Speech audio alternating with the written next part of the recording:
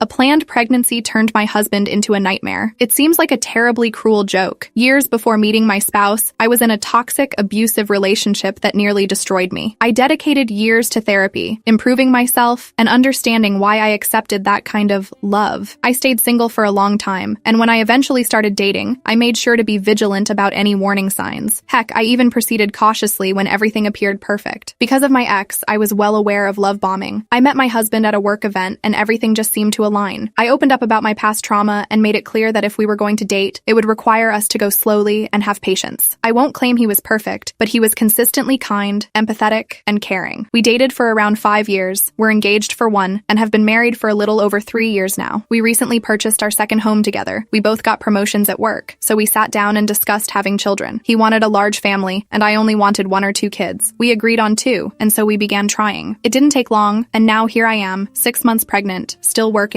with swollen ankles and a back that won't stop hurting. Aside from that, I was very happy and thought I had a supportive husband. 3 weeks ago, I discovered he was having an emotional affair, and to be honest, probably a physical one as well. When confronted with the evidence, he confessed to not feeling attracted to me while I'm pregnant. I'm devastated. I haven't gained unnecessary weight. I still take care of myself, even with the ever-present morning sickness. He's not remorseful about it. When I cried, he told me I was being overdramatic. He is staying with his family until he can find a place to rent, and he doesn't want a divorce. He's saying that after the pregnancy, we can go to therapy and fix things. I don't want to do that. I cannot physically look this guy in the eye anymore without feeling disgusted. I got a message from him saying he's my only choice, because no man wants to date a single mom. I'll be speaking to a lawyer and figuring out how to divorce him. I just wanted to vent into the void today. For now, I'm going to DoorDash some nuggets and a Frosty from Wendy's and be okay if I gain 5 pounds from it. Thanks for listening, or reading, I suppose. Update. I was told I can't change the locks because it's his home too, and he came over last night knowing there wasn't anything I could do to stop it. Thankfully, he only grabbed some personal items, threatened to take the dogs, he didn't, and let me know he emptied our joint account. Part of me rolled my eyes, thinking he wouldn't be silly enough to do that, while the other part reminded me to check as soon as he left. Sure enough, our account has maybe $5 in it. He did a transfer, which I'll be calling the bank about and speaking to an attorney about this afternoon. Thankfully, my dad taught me to never fully mix finances, so my savings wasn't affected. And while it's not much, it's enough to cover the expenses for the next few weeks. I don't have any family left, so I think he's trying to make a power move to make me feel like I'm alone and need him. But in reality, it's motivated me not to want or need such a terrible person in my life. Thank you to everyone who's reached out with comments, kind messages, and useful advice. Update. I wanted to share an update since so many people took the time to send messages, leave comments, and share their own stories, which especially helped me not feel so alone. As mentioned in an edited post, I wasn't allowed to change the locks on our house because both of our names are on it. I never feared for my safety. It was more of an annoyance. He arrived to collect some of his personal items, and I assumed that would be the extent of it. It seemed like he was trying to provoke me. He claimed he had transferred funds and emptied the account. I didn't believe it until I checked for myself. That was our shared money, so that's currently being addressed. He came by the day before yesterday, clearly intoxicated, pleading to talk and growing more aggressive when I ignored him and walked away. Things escalated, so I grabbed my bag intending to walk to a neighbor's house so I wouldn't be alone. He seized my arm to stop me, and when I pulled away, he slapped me, an almost backhanded open slap. The police were called. I didn't have any marks on my face, so it was my word against his. They escorted him off the property, and I'm only now assuming he's back with his parents. He did throw a tantrum about the dogs and has proof of ownership, so I'm guessing he'll be able to take them. Left to go for a drive to clear my mind after everything, and realized 3 of my 4 tires were flat. I know it was him, but have no evidence. Insurance won't cover it, so I'm heading to a tire shop on Friday morning. Just another drop in the bucket. Regarding the attorney, I've had my consultation, and I'm waiting for my check to come in so I can set up my actual appointment and get things moving. There isn't much family left, and a few close friends are kept in the loop, but I don't want to overwhelm them or treat them like unpaid therapists. I guess that's why I returned to Reddit. There's something therapeutic about typing it all out into the void. The pregnancy is okay. I've actually lost a bit of weight, and the doctor has advised me to avoid stressful situations and take things easy. I'll be calling to see if I can change the home locks now, and if not, I'll start looking for new places. Relevant comments. It's okay to lean on one of your friends. Otherwise, you might stay in a women's shelter for protection. Staying with friends isn't feasible because many are out of state, and the lawyer mentioned the risk of asset abandonment. Plus, my work and doctor are here. I have someone coming to install a few cameras, and thankfully the neighborhood is aware and keeping an eye out. This is all temporary, of course, and the aim is to leave. There are just numerous reasons why that can't happen immediately. A different commenter. Unfortunately, all my friends are out of state and too far from my job and doctor, and I was advised to remain on the property so he couldn't claim I abandoned the assets. OP's best friend. Thank you. While I'm trying to stay safe and do what I can, my friends are on the other side of the US. We're doing FaceTime and phone calls right now. My best friend has has explicitly said if she calls and I don't call back within 5 minutes of our planned time, she's calling 911. She also requested some time off work and wants to come up to assist me in finding places,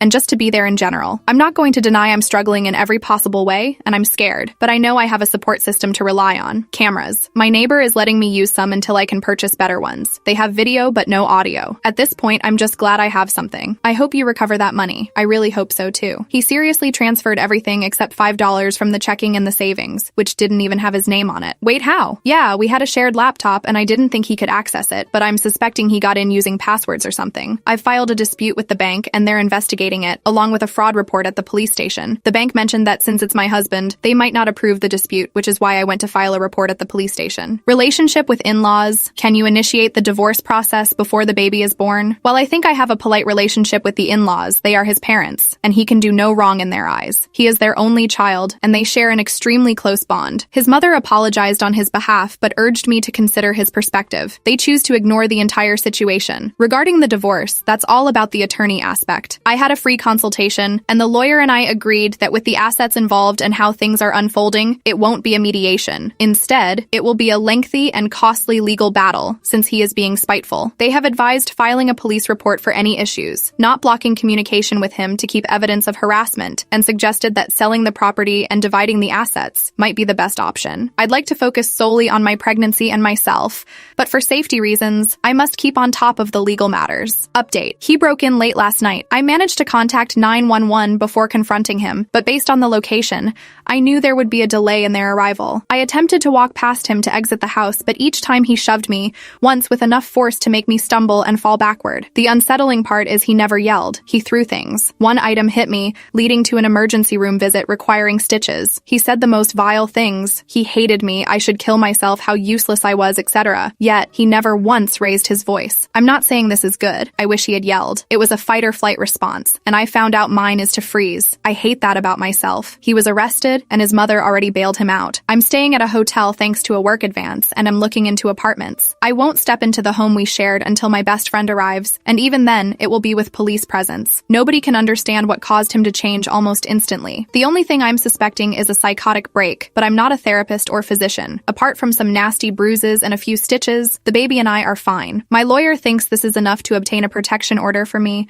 and will include the pregnancy baby. The next time I see him will be in court. Sorry if I'm rambling, and this might not make complete sense. For now, I am safe and can sleep well for the first time in weeks. I have the dogs with me. Only one close person and the police know where I am. Update. I've changed my locks. Thinking if he got the law involved, I'd use my pregnancy brain and forgetfulness as an excuse to give him a spare set. Update. Police accompanied me to my home to collect some personal items and basically anything else I could grab. Thanks to the user who suggested I call the non-emergency number, it was extremely smooth. He wasn't home, and I wasn't afraid of him showing up. Both officers were very kind. What I walked into, however, wasn't pleasant. It looked like he went on a binge. Clothes were bleached, food was everywhere, and personal items were destroyed, especially the nursery. I managed to save many of the bigger items and packed up what I could. They're now in storage until I move into my new place. I took photos, and as frustrating as it was, especially with the 1 step forward, 2 steps back thing, I'm hopeful they'll be used against him to prevent custody. As for him, he has no way of contacting me other than through his attorney or email, and it's been silent on both sides. His parents haven't reached out. I don't even know what I'd say if they did, so no loss there. His girlfriend, yes, girlfriend, as I discovered, has been trying to reach me through mutual friends to tell me she's pregnant. I'm not sure if that's true, but it at least confirms the affair and how well he concealed things. I do want to clear the air. I made a post seeking helpful information on resources that could possibly assist me, and someone commented saying I was in it for a long con. That's simply not true. I have not and will not accept any personal items or donations other than advice and maybe an internet hug. Editor's note, OP deleted the post she is referencing. See comment below. While I wish my story were fictional, it is not. Maybe it's a space to vent, or perhaps it's about connecting with others who've been in similar situations, but it helps keep me grounded. Anyway, I'll just say thank you all for listening and checking up on me. I'm safe, I'm good, pregnancy is the only thing really challenging me, and I'll post an update in a few months to let you all know she's here and that we made it. Bye for now. Update. I've read each message and most of the comments. Thank you for sharing your experiences, your advice, and your kindness. More than a few of you have offered baby items, groceries, and gift cards. I cannot in good faith accept any of those, but if you have items lying around, please consider donating them to a charity that supports homeless parents. One thing that stood out is someone asking how I could have felt sorry for him. I guess I'm an empathetic person, to the extent that it might be a flaw. I wish that if he was so unhappy, he would have just told me. We could have tried to to fix it before it turned violent, and if it wasn't fixable, we could have both been great parents. His girlfriend who reached out wrote an email, which was forwarded to me. She's claiming she's pregnant, and for her sake, I hope she's not. She's accusing me of destroying a good man's reputation, called the injuries self-inflicted, and said they want a paternity test. My personal favorite was her saying if my baby is indeed his, she hopes her baby can have a sister to grow up with. Little does she know,